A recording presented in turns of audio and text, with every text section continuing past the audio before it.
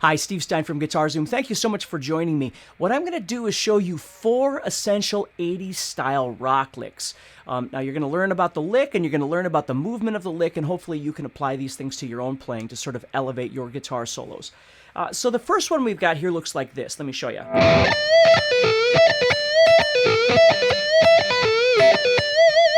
So I'm really doing the same thing, but I'm doing it on 2 different strings. Let me show you what's happening here. I'm going...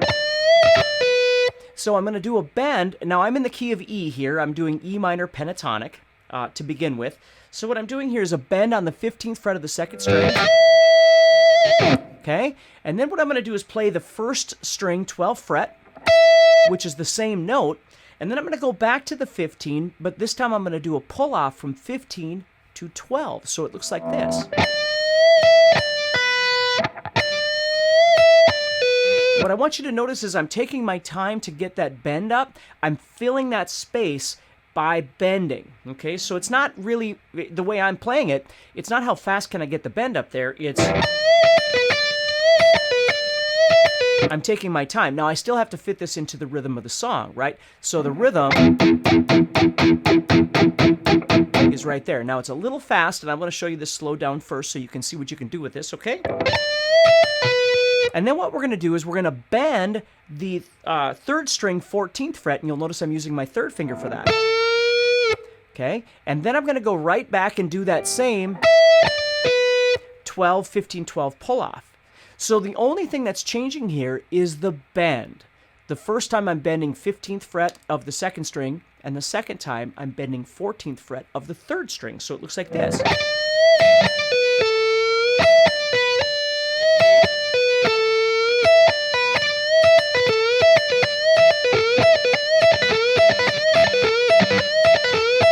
And it sounds pretty cool once you get it up to speed. Now again, the big thing with this is you got to take your time and develop them as you go.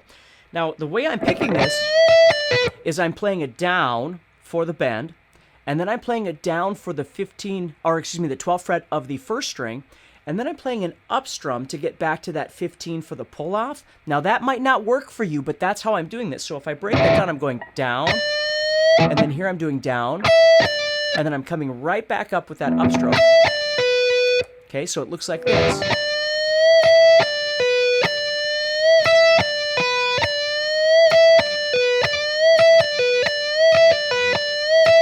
Okay, and then all I'm doing is just switching and adding that 14th fret bend.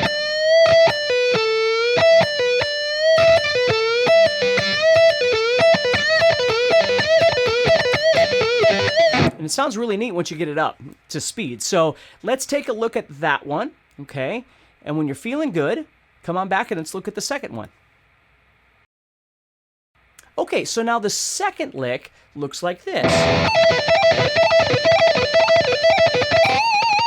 Okay, and what's happening here is I'm taking 2 notes on the 1st string and 2 notes on the 2nd string, and I'm repeating them. So what I'm playing here is a 17 to 12 on the 1st string, and then a 15 to 12 on the 2nd string. Now, because I'm using my pinky on the 17, I'm going to use my 3rd finger for the 15. Where normally I'd be playing probably my pinky for a 15, but because I'm stretching so far here, my 3rd finger is going to cover the work that the 15th fret is going to need. So I'm playing 17, 12, and then 15, 12. So I have, and I'm playing down, up, down, up. Then what I'm going to do is I'm going to return back. I'm going to go back to that 15 right there. And then I'm going to head back to the 12. And then I'm just going to start all over. So I'm going...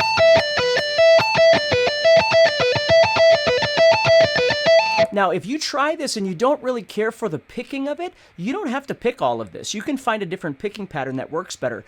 Sometimes when I play this, I'll do a lot of legato, which means I'm doing a lot of hammer-on and pull-off.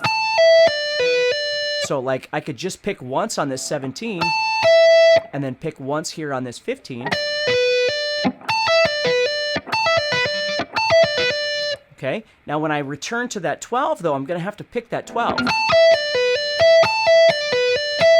Because I need to get the string vibrating, right? So I'm going one pick here, one pick here, and then I pick that, and then I've got to start all over by picking it again. So it's just an idea, just something different if you don't really care for picking everything, okay? So what I'm doing then is just, again, to make it more interesting, is I'm changing one of the notes. So once I've got this dialed in,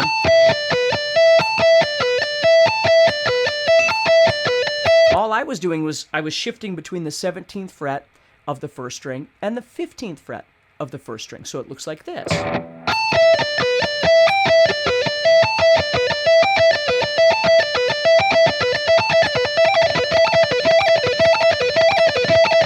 And again, it sounds pretty cool once you get it up to speed. It doesn't have to be fast, though. It's just the track that I'm playing along with, these are how the rhythms are fitting with this. But if you wanted to do it a little bit slower, you certainly could as well, okay? So again, if you wanted to do more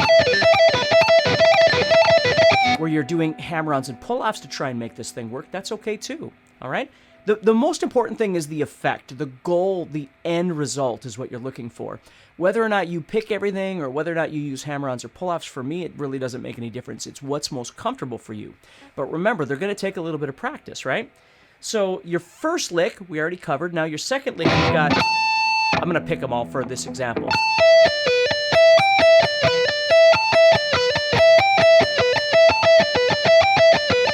And then all I did at the very end, just to end the lick, was I just did a bend on the 15th fret of the first string. So I'm coming around,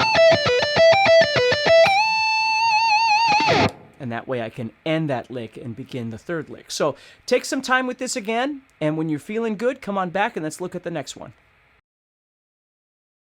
All right, now we've got some pull-offs happening here in the third lick. This is more of a sort of Joe Satriani, Iron Maiden-ish kind of thing here. And what I'm doing is going like this. Okay, so I'm doing 15th fret, and I'm just going to show you what the pattern is here, and then we'll go through how I'm actually executing this. So I'm going 15, 14, 12, 10. And then right there I'm playing 8, 7, 5, and then 3, 2. Now this is coming out of a larger scale we call the natural minor scale or the Aeolian scale. And if you don't know what that means, don't let it stress you out. Just visualize it with me and have some fun with this. Again, if we're playing E rock and roll like much of the 80s was, this lick is going to work regardless of whether you understand the the scale that you're using or not. So you're going. Okay, now what I need to do is I need to put in some pull-offs and some picking. So I'm going to go.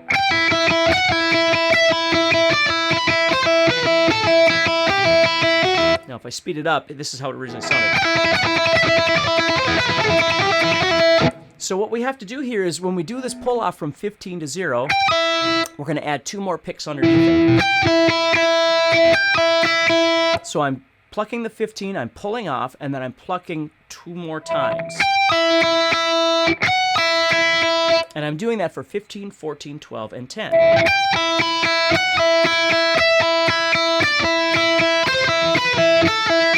Okay, so we have... And then when I get to the 8, I'm just doing pull-offs. So I'm plucking the 8, pulling off. Plucking the 7, pulling off. Plucking the 5, pulling off. Again, just to add some variety. That's one of the most important things about this is when you learn how to do something, like you can see in the previous licks that I've showed you, it's learning how to kind of adjust it a little bit to make it a little more interesting for your listener. And for you as a player, really.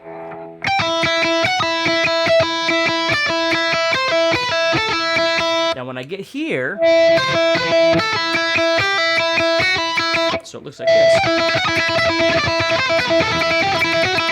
Okay, so when I get to the 5, I return back to my normal picking. And then 3. Now here's the trick, is when you get to 2, you have to prepare for the 4th lick. So you might still do the same pattern, but you might sort of get out of there early. Let me show you what I mean. So when I do this...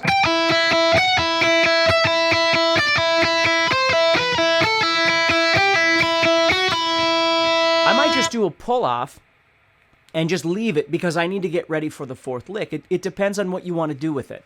If I wanted to finish it off, I certainly could. And then shoot right into that fourth lick. But if I need a little bit of time to transition, that's where I'm going to use that transition time.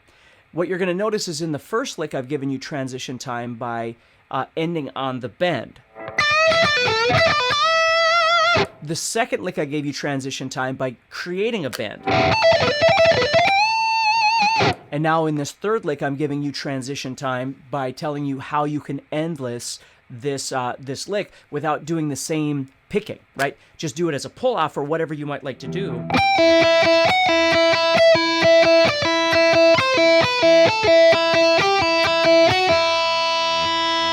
And see, that way you've got a little bit of time to prepare your hands for the next lick.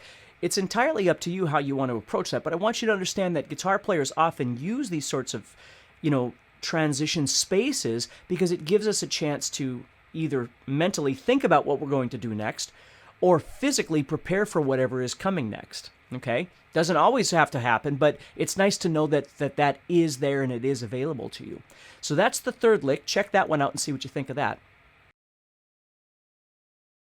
All right, so now we're going to move on to the fourth lick, which is this one.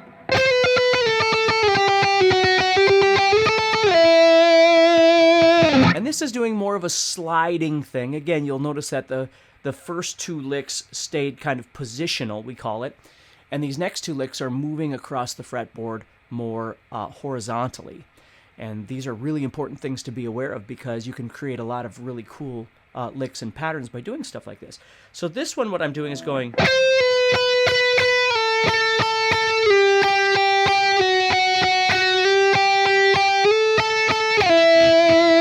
So you can see there's a repetitive pattern of picking, sliding, and then picking again. So what I'm doing is going 13, 12, 10, 8.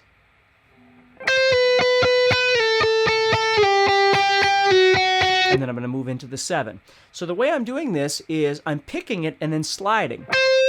And then I'm picking twice more. And that's the actual pattern right there, the actual kind of crux of the lick, is picking, sliding, and then picking twice more, okay? And then what I'm going to do is I'm going to start all over by picking, sliding, and picking twice, okay, but on a different note. So I'm going 13 to 12. Now I'm going to do the same thing from 12 to 10, and then from 10 to 8, and then 8 to 7. So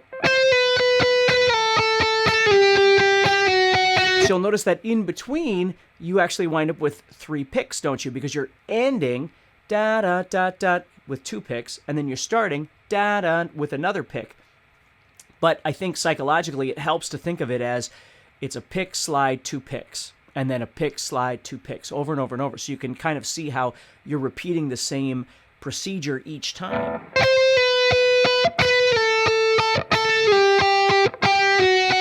Now what I'm going to do is I'm going to slide up to 8, slide up to 10, and then I'm just going to slide down to 5. And you'll notice that the distance there is kind of wide. All these other ones were smaller distances, but when I go from the 10 all the way down to the 5, it's a larger distance, or what we call an interval. Okay? So I go...